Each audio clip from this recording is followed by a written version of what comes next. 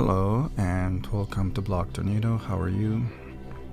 And today we're going to decode some of this situation with Stephen Greer, and as you know, he's becoming more and more popular in the world as far as technology is concerned, and he's trying to introduce us the zero-point energy, of course. And as you know, he's got ties in the government, which is what I want to talk about today, and especially his ties with NASA, which pretty much tells us everything about Stephen Greer right there that you should be aware of. So stay with me a little bit longer to understand what's going on, okay? Behind the closed doors of Stephen Greer. So please stay with me, and we're starting right now.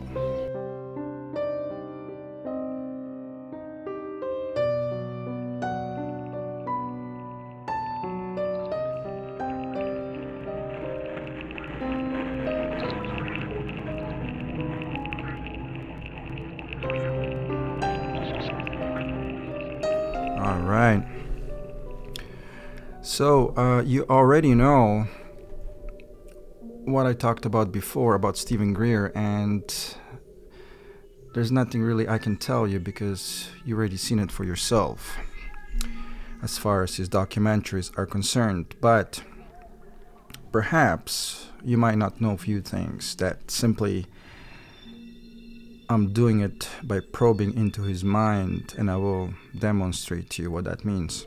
So again, please stay with me a little bit longer to get to the bottom of Stephen Greer here. So, as I said, him having such connections in NASA because of his uncle, who was someone who designed this lunar lander module, you have to understand that Stephen Greer has connections in NASA who are going into space. So a lot of information that's found out there in space, it's pretty much, accessible to some people. Could be even Stephen Greer. However, now, what we don't know about Stephen Greer is something that really it's out there in the open, in plain sight, because he helped organize the Zeta organization, which collects data really to go after the truth behind the extraterrestrials, right? So now, what he's really telling us, or at least telling to the public, is pretty much roughly about 40%, and the 60% perhaps we'll never know. Again, he's coming from the government side, not from the public side as much, okay? As you know, at some point he was a public until he quit his career as a traumatologist, okay? And joined perhaps the government later on. That's why he's got a lot of ties.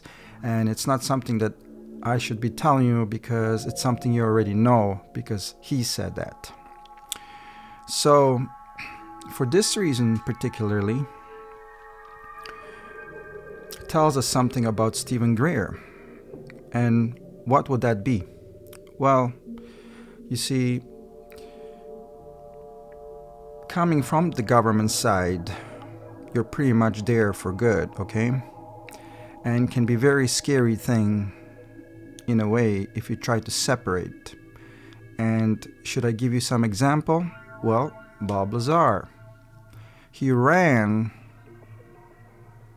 to the TV station while he still had a chance. He outsmart S4 for his own defense. Because once they handed this information, hands-on experience with those UFOs, and because of some conflict happened, mistrust happened, they let him go. They briefed him about that because he was saying a few things behind their back with his friends. And he got caught. But what happened once he was discharged and he got the message that he's no longer welcome now because I guess one of the soldiers there that or security guards work there, of course he rub it in. Of course he's got to pay his bills, feed his kids, and he's going to make a big stink about it. And that that's pretty much what cost him on the end, why Bob Lazar was let go. As you know, something fell on the floor in the middle of the night when they went on break, and they talk about a few things about S4 that they shouldn't be talking about, because this is highly sensitive information, and they just didn't realize how sensitive this is, knowing that there was like how many soldiers around him that they didn't see in the dark because it was dark, and one of the soldiers lost something from his equipment and it rolled towards them, and later on it revealed they were standing around them in the dark and they didn't even know, and this was like maybe 10 meters away from them. Anyways, let's not get sidetracked, but let me tell you what happened. As he was let go, this pressure was building, okay? Because of this information that he obtained from S4. Pressure of fear, okay? So the fear is what drove him to run to this TV station and this whole story with George Knapp. So, which even Stephen Greer talks about this, okay? It's a little bit iffy whether he's running to the public with this information about 0-point energy, and he says he shouldn't be telling us something like this, and he's putting himself on the line here. But the way he said it, he should have been technically dead by now by sharing this information on 0-point energy, because some people just don't like it. And who are these people?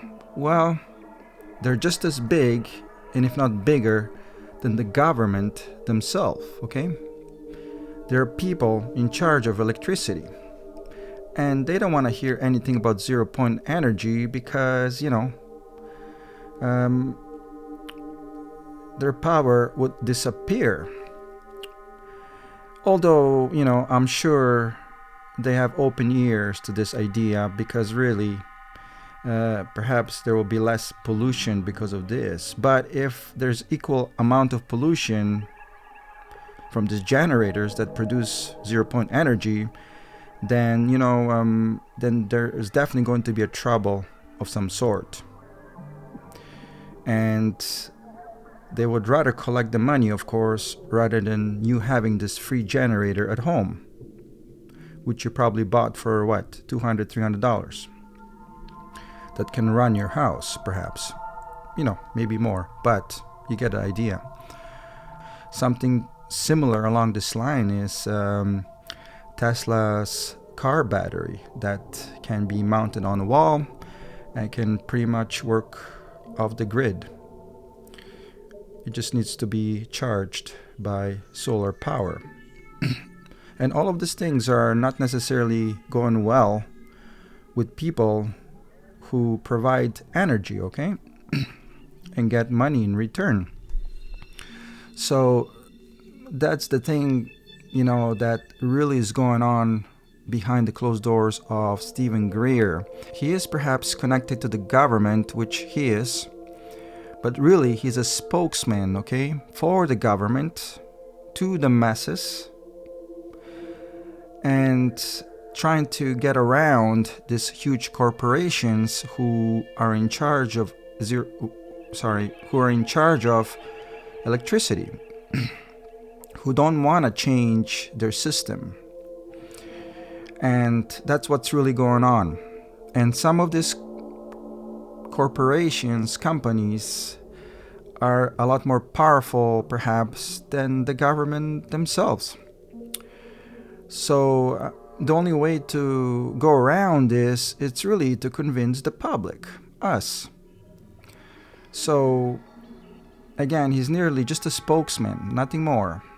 And unless we are convinced of this, there might not be a lot of changes.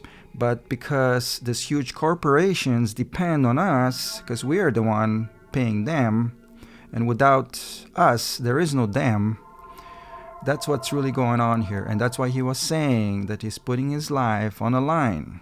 Technically, he should have been dead. He's right. But he made a wise choice, and that's why I brought Bob Lazar in earlier, what Bob Lazar did. He ran, national on TV station with his story to protect himself, basically. Not because he wanted to gain popularity, but because it was a must, because of the pressure building inside him. And he was at the gunpoint. He could have made that up just to frame S4, to back himself up even more, okay?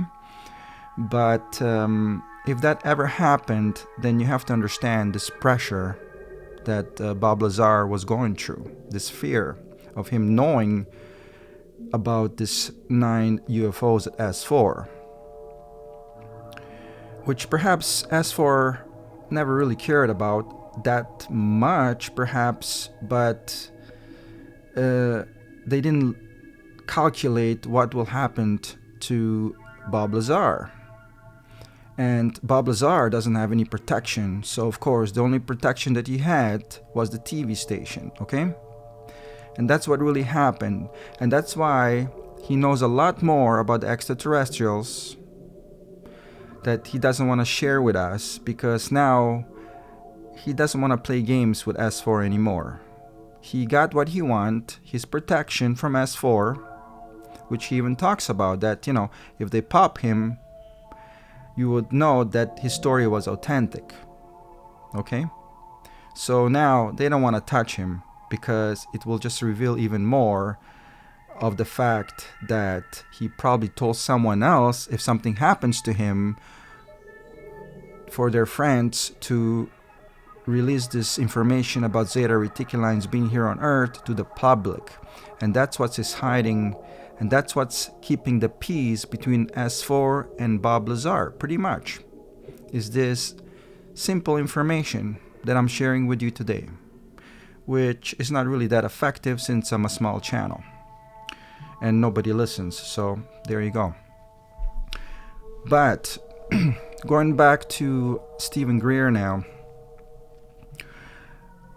to be honest, Stephen Greer is merely a puppet. If he's got ties in the US government, he's a puppet.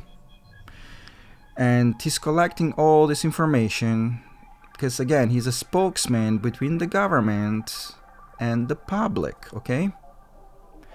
He's collecting all this information with CSETI project about UFOs from other people, and that's where the money went, okay? The $3.5 million that was said on Wikipedia is not spent on equipment of some sort. It's really spent on paying the people who are bringing this information to him, because they probably have something that they're not going to share with the public. Okay, some people do have sensitive information that just says straight out that extraterrestrials exist with full proof of footage. And they're not going to upload it onto YouTube, because even if they do, people will not believe it. So that's where this problem arises. And now Stephen Greer, again, is that mediator between the government and the public. He's collecting this information and also paying for it. Okay? Because people who have this information, this proof of extraterrestrial life here on Earth, they're not going to just hand it over just like that. So that's where the money is going, okay? And that information, which could have been some clear footage of extraterrestrial life from someone in states, or a few people from states, or around the world, as a matter of fact, is going to stay and end up in government's hands. A special section in the government that deals with such events, such as, Project Blue Book or whatnot, what have you. So that's where the information, sensitive information that's been paid for, is actually going. And what we're getting out of this is something that we already know. So he's pretty much showing us UFO orbs or something like that, which I witnessed. You can read more about it at blogtornado.com. There's a UFO section. I wrote a UFO and orb phenomena article.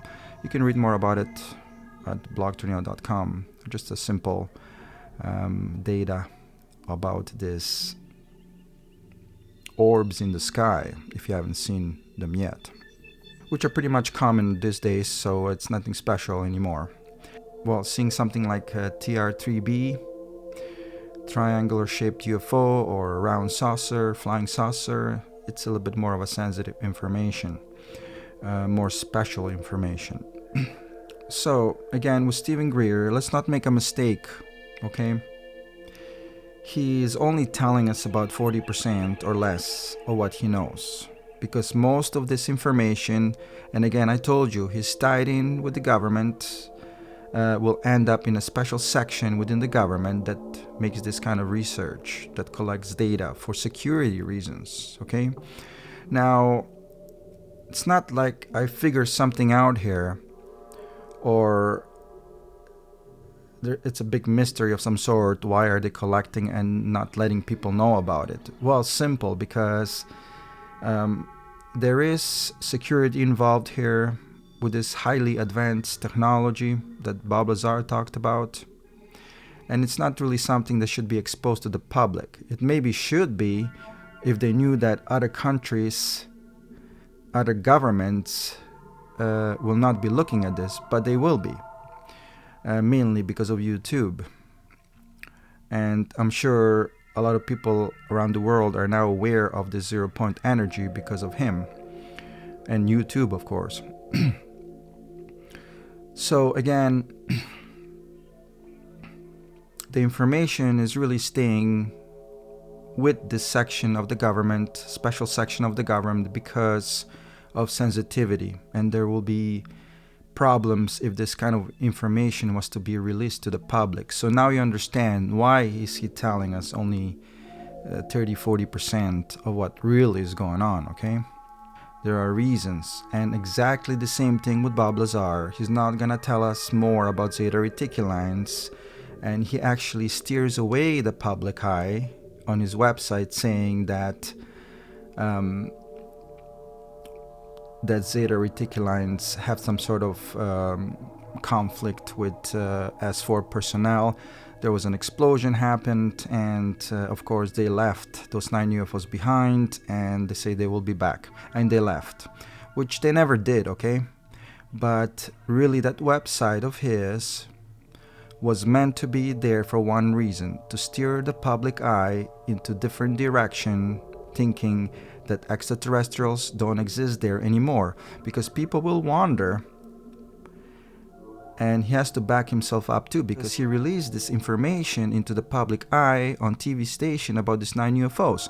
So people are gonna wonder, where the heck are the aliens? So, which he talks about, they were at S4. And not just 1 or 2 or 3, but if there's 9 UFOs, and perhaps each UFO holds 3 seats, that tells you there must have been 27 extraterrestrials, give or take. So the real question again about Bob Lazar is, where are they? Which they never left, as far as Block Tornado is concerned, if you catch my drift. Is the protection for those extraterrestrials. That's why that website is there for, okay? To make you forget about extraterrestrials. And they keep that peace. That peace is being created between S4 and Bob Lazar. Okay, that Bob Lazar does not talk more about those extraterrestrials from Zeta Reticuli, okay, that were first time talked about in Barney and Betty Hill story. So those are the same ones, okay? They came to visit the planet, but once the story went public, of course,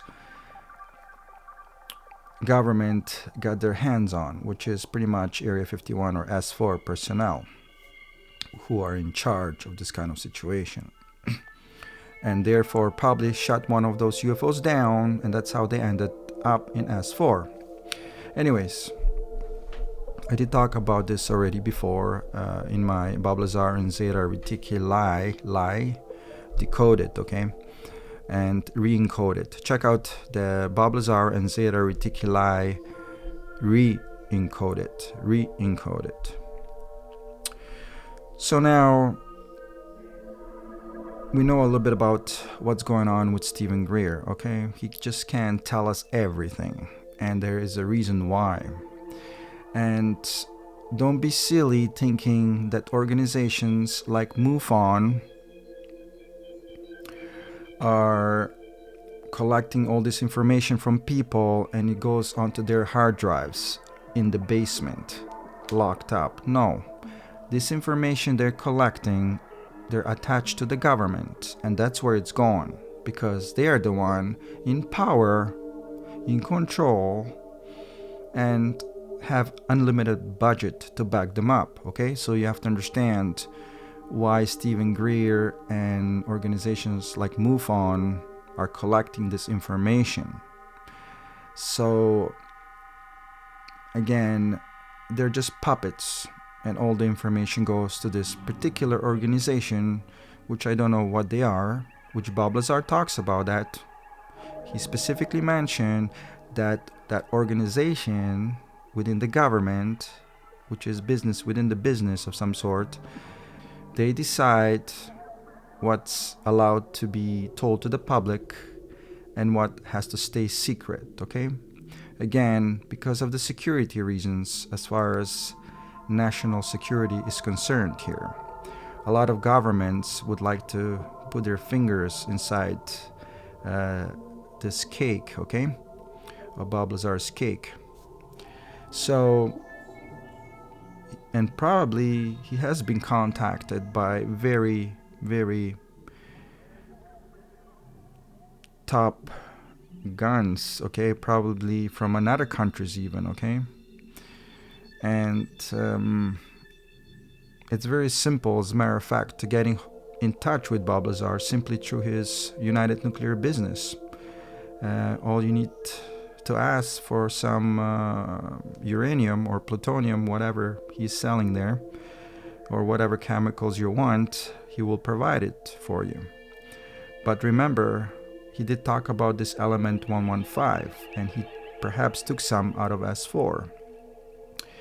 So that will attract a lot of people and pretend they're there to buy, plutonium or whatever. But really, they want to know more about this extraterrestrial vehicles that he talked about, and etc. So that's all that I want to talk about today as far as Stephen Greer and Bob Lazar is concerned.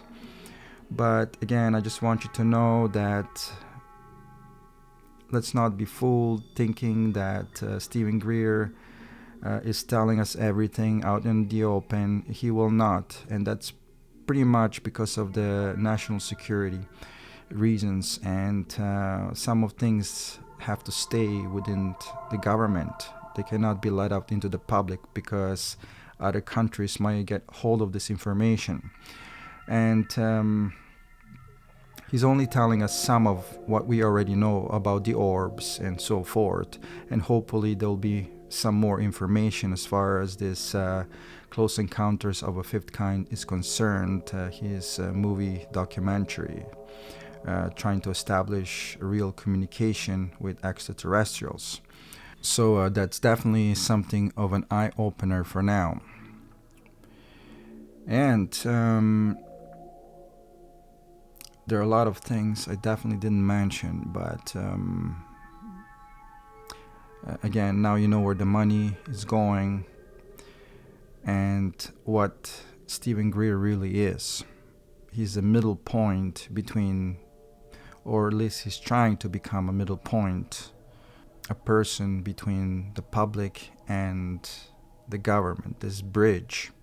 But there is a reason for everything, and I told you why. Because of the 0-point energy, okay? And there's a lot of companies that are in question here now because of this situation with 0-point energy, and there might be some troubles, some problems, some political issues, because again, it's the government against huge corporations, okay? So that's pretty much that I want to talk about today, and thank you for following me all the way here. I really appreciate this. Please check out some of my other videos. You might be interested in the Atlo Pass, UFO Orbs Decoded. I pretty much decode some of that situation, this old Russian story that's going back as far as I think 1959 or so, and many other videos regarding Bob Lazar, and how it sort of led me all the way to this point where now I understand why Bob Lazar said on Art Bell show that there are things that he cannot say, and it's going to stay that way. And that pretty much tells us everything about what's going on behind the closed door, and why he cannot say it, because the situation with S4, okay?